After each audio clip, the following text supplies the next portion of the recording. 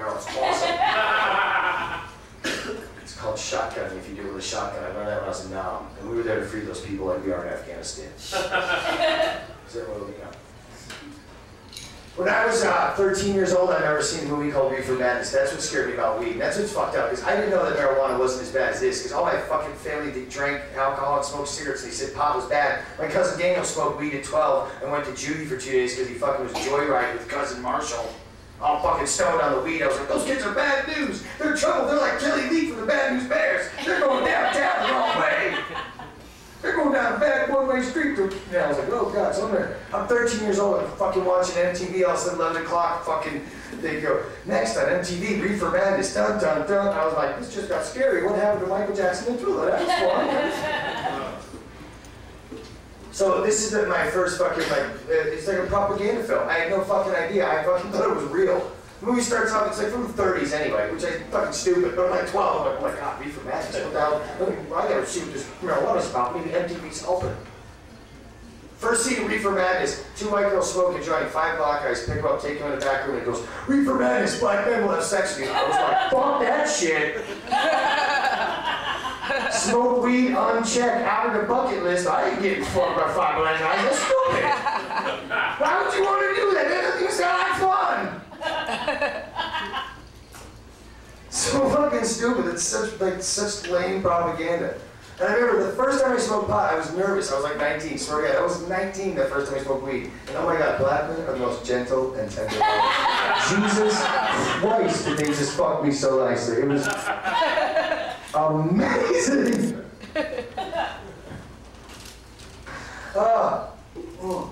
Lemon water. Yes, I think it's fucking retarded. Marijuana's illegal. Fucking propaganda bullshit chain. They used to say that Mexicans are coming to this country and raping our white women when they get stoned on marijuana. They said marijuana made Mexicans come to America and rape white women.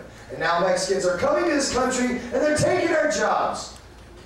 You put that together, it's like as if there's like a band of out-of-work white racists and Buckeyes, and I'm like, God damn, these Mexicans are raping our white women. That's our job, right?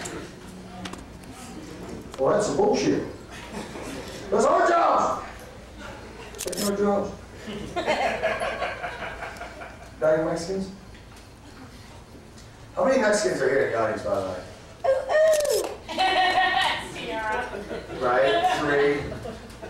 There's like 4 brothers. And now, is it that really horrible? There's like fucking 3 Mexicans, 4 brothers, and just all a bunch of fucking baloney.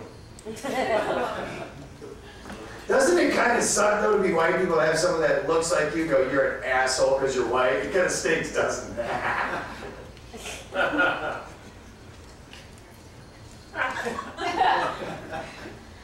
So fun. I grew up in the worst neighborhoods when I was a kid. I grew up in Rahway and Newark. I was like the only white kid. I ran everywhere. I was like fucking Forrest Gump. If you were walking through a bad neighborhood, you were gonna get your ass kicked. If you were running, they might throw something at you and call you a retard, but fucking you weren't getting fucked with. Yeah. I could run a 5-minute mile at 12. I was a quick motherfucker. My best friend his name was Herschel. He was 6'3" and black. Boy, nobody fucked me after hour with him. He was 13. He could buy cool cigarettes and whiskey. And he did. He didn't even smoke or drink. He goes, just because I can. He was the coolest guy ever, Herschel. I don't know where he is now. I always thought he'd be like, go to be like 8 foot tall and play for the Knicks, because like he was like 12 and he was 6'3". He was just huge. He was like a man child. Did you say movie My Bodyguard? The guy gets a bodyguard. That was my life at 12 and 13 in Hillside, New Jersey, just outside of Newark, and then he was in Newark. Then it got real, and then it became Chocolate City, dude. Seriously. We're taking over the White House too, CC. We got Cleveland, Gary, Indiana. Yeah, working on the land. Thank you very much. That's what I'm talking about right there. I got it. Chocolate City. Yeah, I know, the P-Funks. There was a young lady, the women, this part of the act for the ladies. When I was opening up at Lilith there, I did a joke called Come Much. There was a young a lady on stage one time, she used the phrase cunt punch, and I don't know why she said it. I don't remember the correct joke or the verbiage. I think she just thought she was being funny. And she said cunt punch, like sometimes comics will say two words together, that's funny. Nobody really laughed like the dead silence you hear now, but it made me laugh inside because I didn't think about someone getting like punched in the, you know, like cunt punch, like punched in the vagina. I thought like cunt punch, like vagina juice, like Hawaiian punch. So I heard cunt punch, I was like, oh my god, like a big vagina is gonna break through my wall. I'm like, oh no, oh yeah!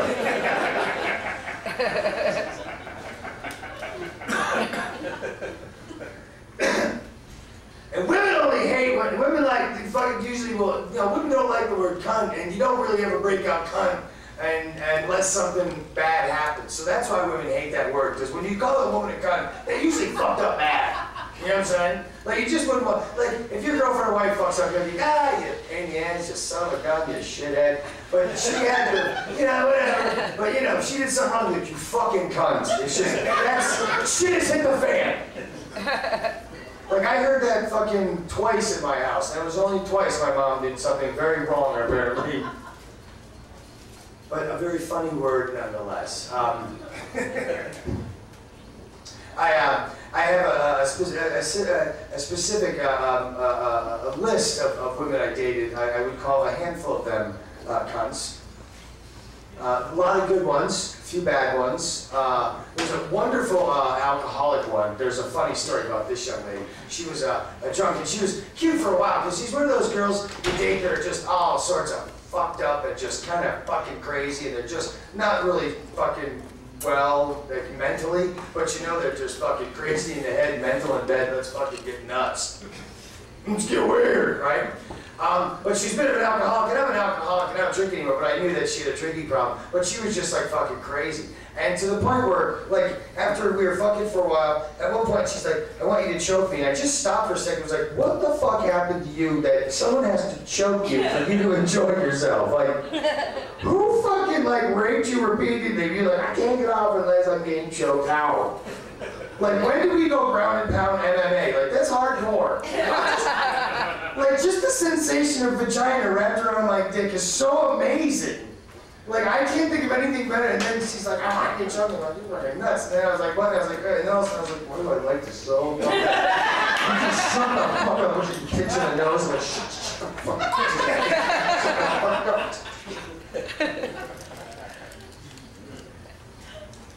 One time she just kind of stopped breathing, and I went, oh, manslaughter! Like, I just freaked. I was like, ah! And smacked her, you know? Like, hard. And she was like, oh, don't fucking hit me like that, asshole. I was like, you're fucking weird.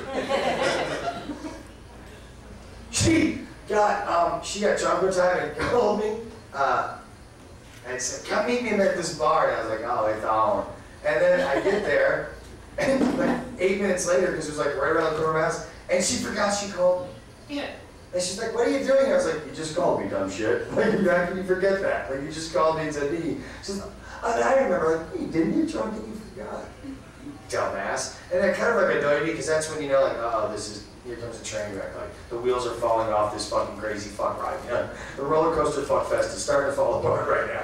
Like, you can see the signs. Like, you can see when a crazy comes out of a chick, it's just all of a sudden, like, one fucking screw falls out, and then it's like, it's just flying everywhere. You can punch, shrapnel.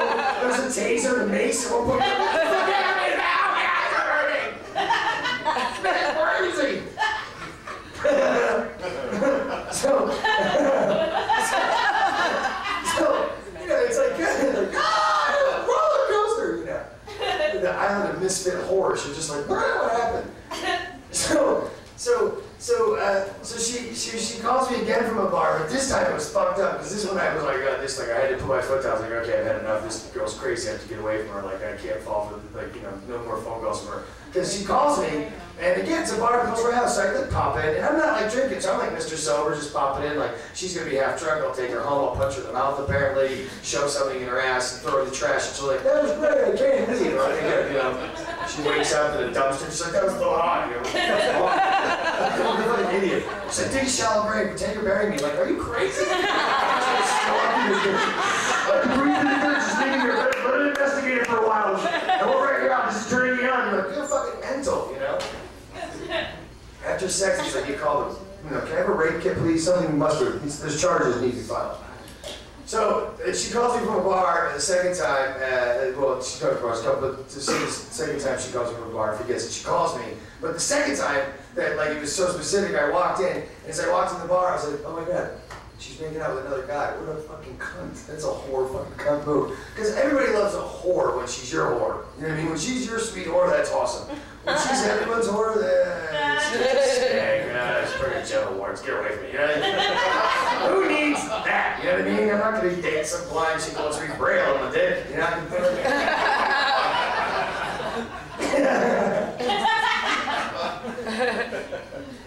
Oh, you love me. So, I remember I just went, you fucking cunt! Like, kind of loud to get everyone's attention. Like, and she starts to, oh my god, what are you doing here? You know, someone's trying to be like sober and talk to you. They're trying to be like, why are you doing here? That frozen, like, perched arch, like they're holding a fart or gonna shit. Like, no, I'm holding my balance. I'm not drunk in here. I said, you just called me and you sent me, and I walk in, you're making out another guy, you're the fucking cunt. She goes, no, this isn't what it looks like. I'm like, okay. What's it look like then? You're making out with another guy, you should, what the fucking, that's a cunt move. I'm like, she goes, no, he's playing. And like a weave happens, you know, it's fucking now he's playing it. Okay, first, what happened was, trying to think, not really looking at you. She said somebody slipped something into my drink to take advantage of me. And I was like, really? Somebody slipped something in your drink to take advantage of you? Like what, a straw? You're a fucking whore! Hit the road, Jack!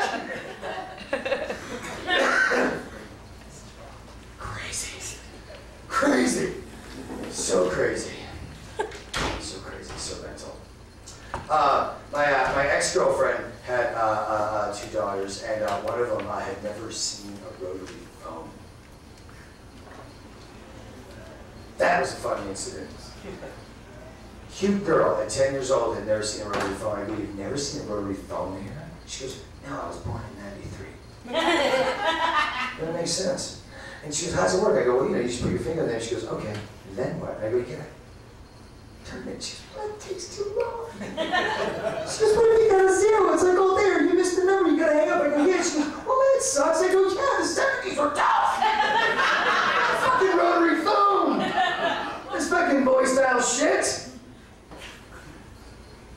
She was fucking, it was so funny when she was 13, she had her own phone, so like voice dialed. She was trying to explain to me like how to fucking, on my phone, because I was like an idiot. I was like, I don't know. She said, hey, you just said like this, but you know, like, call mom. And like, it's so call John. I'm like, no. So stupid. It's like technology you want to work, and it just fucks you. You know what I mean? Like technology's useless unless it works. Like, call mom. Call Steve Rabinowitz. That doesn't even sound close. Call mom. Call Tom. Fucking cunt! Call Ashley. Oh, you know her!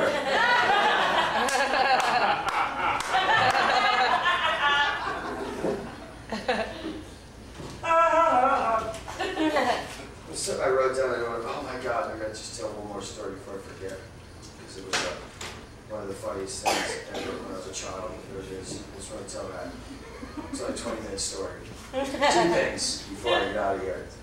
One, a gentleman, two gentlemen and a couple and their boyfriend, some swinger couple, and then another 2 dudes in Phoenix were arrested for trolling for dogs on Craigslist to fuck. That's fucked up, dude. Yeah. Let me just say this right now. This is a true, honest to God news story. I don't care what the fuck you're into, dude. I don't care if you do want to fuck a dog. How fucking stupid are you to go on fucking Craigslist? Like, do you think there's a dog in some hotel room? I'm a hot lad. So did Ginger, you know, like uploading pics. Here's my teeth. I read that and I literally went, are these fucking, have you not heard of the fucking pound? You know how many dogs are fucking in the pound that are getting euthanized? I'd be like, you know what, I'll take it in the ass, dude. Take me the fuck home. Get me off death row.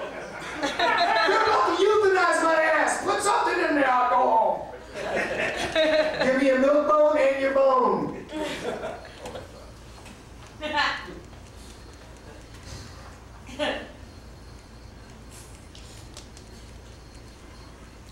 All right. Son of a bitch. So there it is. Sorry. Wrote a very specific note that I had to remember to just say one thing, and I'll get to that at the end. But bestiality, yeah, the pound, okay. One last step for a minute. Okay, these all come together full circle. Wrap this up. Bang. Bang. It lasts like this. Okay, I've been doing this since I was a child. We had nothing really. I joke around about the 70s, but it's true, we had nothing. We had no video games, it was nothing. It was just a really wonderful life when I actually look back. You could bitch, you could play and go, wow, there's so much technology today. But it just seemed so much simpler and more beautiful back then.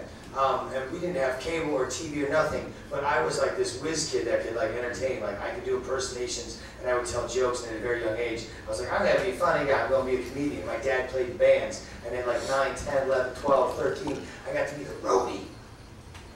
And my dad was a drummer, so I got to carry a double bass Pearl fucking kit from bar to bar and set it up. But the cool thing was before the band went on, and I got to introduce them and tell jokes, do impersonations in between the band sets. So like 9 years old, hanging out in bars, like, what's up, what's going on, man, my set, with Kelly Lee, 2 Jews walking to a bar and bought it. I didn't know the jokes I was doing. One of my big jokes, I didn't know what this meant, but this old guy takes his teeth out of the bar, he goes, hold on, he's eating like a fucking pickled egg. Tell this one, he puts his teeth back in. This is one of my big jokes I do like 9, I go, I don't do menstruation jokes, period. It's good nuts, I'm like 9, right? But so it's like fucking stupid, you know? It was just like fucking brilliant. Like, really, there's like a 9-year-old at the bar, you know, climbing, get back up here and tell some jokes. I'm like, this is a great life, I'm gonna go places. I got my comedy degree from DeVry. School hard knocks. So, but I used to do impersonations, and I was a kid now, dude, just it was funny. And I'll give you a random sample. Okay? Here's Pee Wee Herman, and you'll recognize this from the movie. Bloody smile for sale, Francis. And I was fascinated with John Lennon because I lived right near New York when he was shot and killed. So, but they were always playing these clips as a kid. Like I just was all real sympathetic at the time. I go, I never meant to say we're bigger than Jesus. I just want to write a couple of songs with Paul. Yeah, I was 11. This woman at the bar gave me the biggest hug. She goes, I love John Lennon. I had these huge tits in my face. And I was like, this is delicious. So wrong, I'm 11 in a bar drinking ginger ale with whiskey. But the greatest impersonation I would do started when I came home from school, and we moved a lot because for some reason my dad's drinking probably had to move like right before the end of the month, in the middle of the night. I don't know. Dysfunction. But I came home from school today and I was mad, and I remember I was fucking pissed because this kid started shitting me. I was like the new kid in school, and I kicked his ass, but I came home and my mom goes, how was your day at school? I go, this fucking kid was a fucking prick, and I fucking right in the fucking head. My mother goes, oh my God, you look like, you know, I'm like, what are you talking about?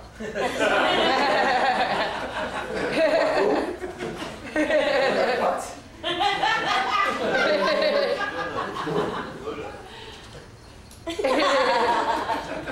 So my mom drags me around, do the De Niro bit, do your John Lennon stuff, doing all these bits. So that was like that's what I did when I was like a kid. Like I thought, like I was like, I'm gonna be a superstar someday.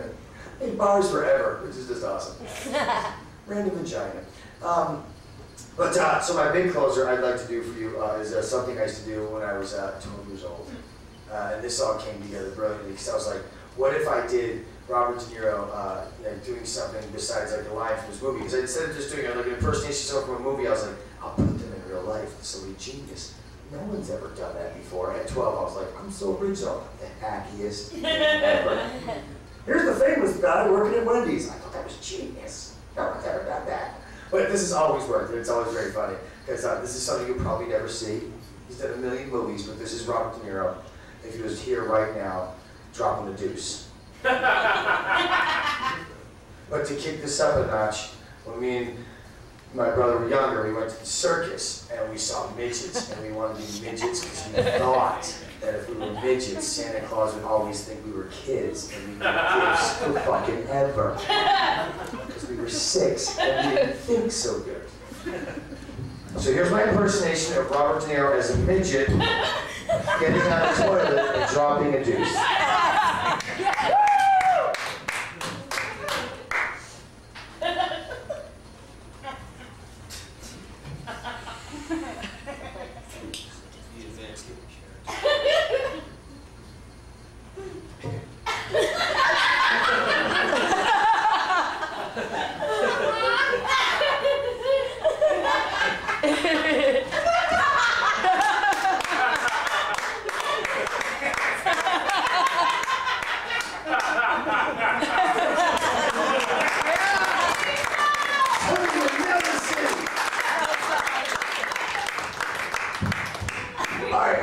You all have been wonderful. I've had the best time this weekend at the Speakeasy.